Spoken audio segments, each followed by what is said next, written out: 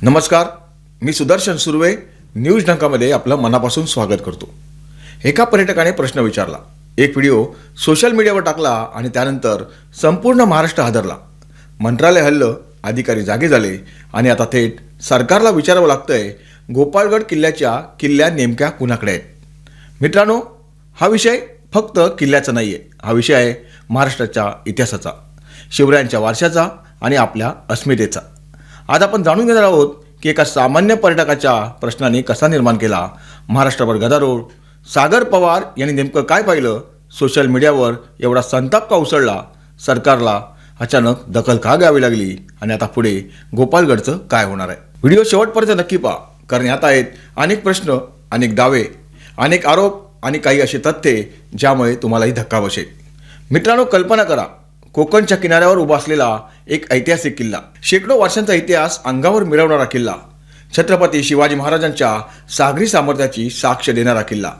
आज अचानक एक दिवस संपूर्ण महाराष्ट्रात चर्चा सुरू होते की हा किल्ला नेमका कुणाचा आहे, किल्ल्यावर हक्क कोणाचा आहे, किल्ल्यावर नियंत्रण कोणाचे आहे. आणखी एक सर्वात धक्कादायक प्रश्न, एखादा ऐतिहासिक किल्ला खाजगी मालकीचा असू शकतो का?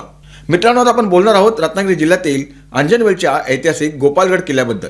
पण ही केवळ एका किल्ल्याची गोष्ट नाही आहे, ही गोष्ट आहे एका व्हिडिओची, एका पर्यटकाची, सोशल मीडियाच्या ताकदीची आणि झोपलेल्या यंत्रणेला जाग करणाऱ्या जन आक्रोशाची. खरं तर काही आठवड्यापूर्वीपर्यंत गोपाळगड हा फक्त इतिहासप्रेमी आणि स्थानिक लोकांमध्ये ओळखला जाणारा किल्ला होता. समोराकडे डौलाने पाहणारा, काळाच्या साक्षीने ताठ उभा असलेला हा किल्ला आपल्या शांततेतच जगत होता. पण अचानक बदलापूरचे सागर पवार हे पर्यटक म्हणून गोपाळगड पाहण्यासाठी गेले आणि तिथून या संपूर्ण वादाची ठिणगी पडली.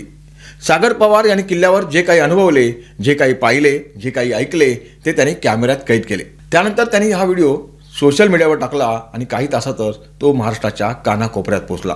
लोकांनी व्हिडिओ पाहिला आणि प्रश्न विचारायला सुरुवात केली. किल्ल्यावर अशी परिस्थिती का? पर्यटकांशी असा संवाद का? ऐतिहासिक वास्तूबाबत असे दावे का? आणि सगळ्यात महत्त्वाचं म्हणजे इतक्या मोठ्या ऐतिहासिक वारशाबाबत प्रशासन कुठे आहे? पाहता पाहता हा विषय पेटला. सोशल मीडियावर संताप व्यक्त होऊ लागला. इतिहास अभ्यासक बोलू लागले. शिवप्रेमी रस्त्यावर उतरले नाहीत, पण त्यांनी सोशल मीडियावर अक्षरशः रणशिंग फुकले. हजारो पोस्ट, लाखो व्ह्यूज, असंख्य प्रतिक्रिया आणि या सर्वांच्या केंद्रस्थानी होता एकच प्रश्न, गोपाळगड नेमका कुणाचा? अनेक जण म्हणू लागले की जर सागर पवार यांनी हा विषय उचलला नसता तर कदाचित आजही हा विषय चार भिंतींच्या आतच राहिला असता. काही लोक त्यांना आधुनिक काळातील जागरूक पर्यटक म्हणू लागले, तर काहीने त्यांचे तोंड भरून कौतुक केले, कारण त्याने फक्त व्हिडिओ टाकला नाही तर सातत्याने या विषयाचा पाठपुरावा केला, प्रश्न विचारले, उत्तरे मागितली आणि एका किल्ल्याचा विषय थेट मंत्रालयापर्यंत पोहोचला. पण मित्रांनो, इथेच एक प्रश्न मला सतावतो. समजा त्या दिवशी सागर पवार गोपाळगडवर गेलेच नसते, समजा त्यांनी तो व्हिडिओ शूट केला नसता, समजा त्यांनी सोशल मीडियावर आवाज उठवला नसता, तर हा गोपाळगडचा वाद महाराष्ट्रासमोर कधी आला असता? खरंच आला असता का? की हा विषय अजूनही काही वर्ष, कदाचित काही दशकं दप्तरांमध्ये आणि फायलींमध्येच रडून राहिला असता. गोपाळगड तर तिथेच उभा होता, पण त्याच्याकडे पाहण्याची हिंमत कोण करत होतं? आता मित्रांनो, इथूनच या कथेला नाट्यमय वळण मिळतं, कारण महाराष्ट्रात विषय गाजू लागल्यानंतर सरकारलाही हालचाल करावी लागली. सांस्कृतिक कार्यमंत्री आशिष शेलार यांनी मंत्रालयात उच्चस्तरीय बैठक बोलावली. या बैठकीत महसूल विभाग, पुरातत्व विभाग, सांस्कृतिक कार्य विभाग आणि रत्नागिरी प्रशासनातील अधिकारी सहभागी झाले. आणि त्यानंतर जे घडलं ते अत्यंत महत्त्वाचं होतं. मंत्री आशिष शेलार यांनी रत्नागिरी जिल्हाधिकाऱ्यांना स्पष्ट आदेश दिले. गोपाळगड किल्ल्याची मालकी काय आहे, त्याची कायदेशीर स्थिती काय आहे, तो निर्वासित मालमत्ता म्हणून कसा वर्गीकृत झाला, त्या संबंधीची कागदपत्रे कोणती आहेत, न्यायालयीन प्रक्रिया कुठे आहे आणि शासनाला हा किल्ला अधिग्रहित करता येऊ शकतो का, याचा सखोल अभ्यास करून 15 दिवसात अहवाल सादर करा. मित्रांनो, न्यूज डंकामध्ये आम्ही नेहमीच म्हणतो, प्रश्न विचारणं हा गुन्हा नाही आहे, पण इतिहासावर पडदा टाकण्याचा प्रयत्न नक्कीच संशय निर्माण करतो. आणि म्हणूनच गोपाळगडचा विषय आता केवळ स्थानिक राहिला नाही आहे, तर तो महाराष्ट्राच्या अस्मितेचा विषय बनला आहे. आता जरा विचार करा, एका पर्यटकाच्या व्हिडिओपासून सुरू झालेला विषय थेट मंत्रालयातील बैठकीपर्यंत पोहोचतो. यालाच म्हणतात लोकशक्ती आणि सोशल मीडियाची ताकद. पण इथेच अनेक लोक एक कठोर प्रश्न विचारत आहेत, जर एका व्हिडिओनंतर संपूर्ण यंत्रणा जागी होत असेल तर इतकी वर्ष नेमके काय सुरू होते? गोपाळगड हा काल उभा राहिला किल्ला नाहीये, शेकडो वर्षापासून तो तिथे उभा आहे. मग त्याच्या मालकीबाबतचे प्रश्न आजच का समोर येत आहेत? प्रशासनाला आजच कागदपत्रांची आठवण का झाली? पुरातत्व विभागाला आजच संवर्धनाचे महत्त्व का वाटू लागले? हे प्रश्न सामान्य लोक विचारत आहेत आणि ते विचारण्याचा त्याचा पूर्ण अधिकार आहे. सोशल मीडियावर प्रतिक्रिया अक्षरशः धगधगत आहेत. अनेक लोक म्हणत आहेत की एखाद्या सामान्य माणसाने घरासमोर फुटभर अतिक्रमण केले तर दुसऱ्या दिवशी नोटीस येते, बुलडोझर येतो, कारवाई होते.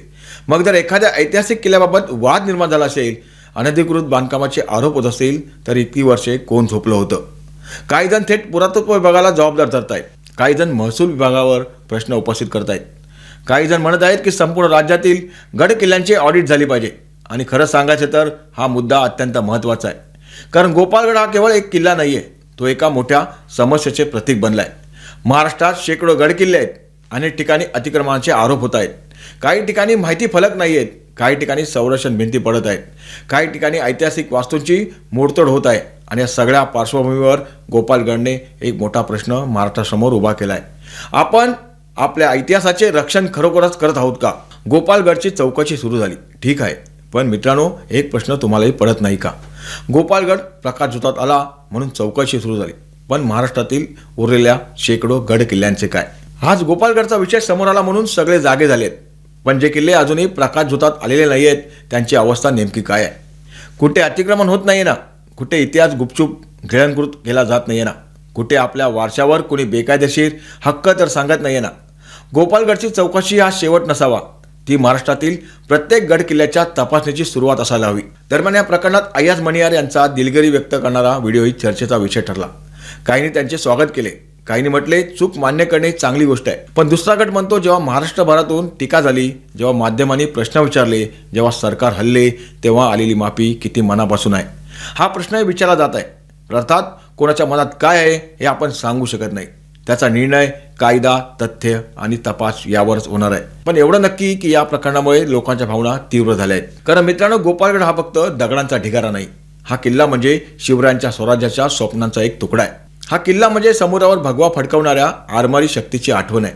हा किल्ला म्हणजे आपल्या इतिहासाचा जिवंत साक्षीदार आहे. त्यामुळे जेव्हा या किल्ल्याबाबत वाद निर्माण होतो तेव्हा लोकांच्या भावना उफाळून येणारच. आज परिस्थिती अशी आहे की संपूर्ण महाराष्ट्राची नजर त्या 15 दिवसाच्या अहवालावर लागलेली आहे. त्या अहवालातून काय बाहेर येणार? किल्ल्याची खरी मालकी काय आहे? कागदपत्रे काय सांगतायत? निर्वासित मालमत्ता म्हणून त्याचे वर्गीकरण कसे झाले? शासन हा किल्ला ताब्यात घेणार का? न्यायालयीन प्रक्रियेचा निकाल काय असेल? हे सर्व प्रश्न अजून अनुत्तरित आहेत.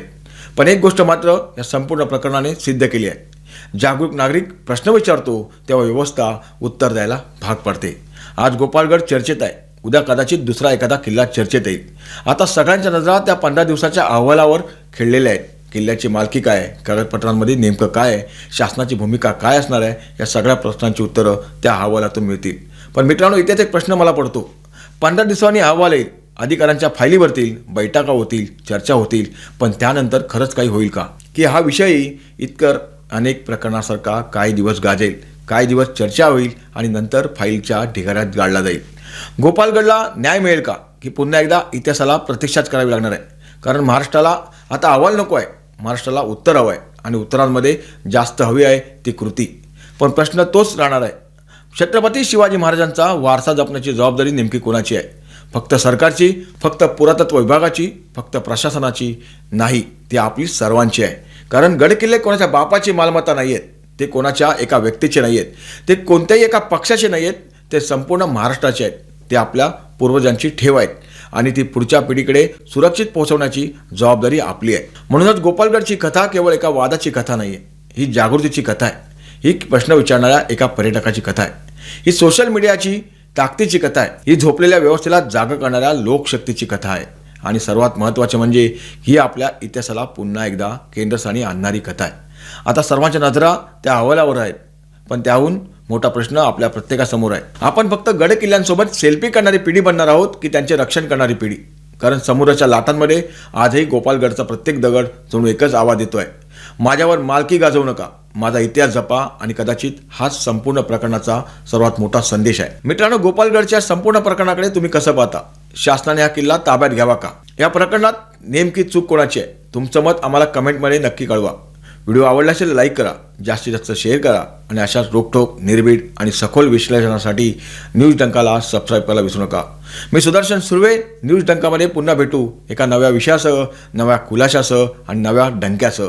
जय शिवराय, जय महाराष्ट्र. धन्यवाद.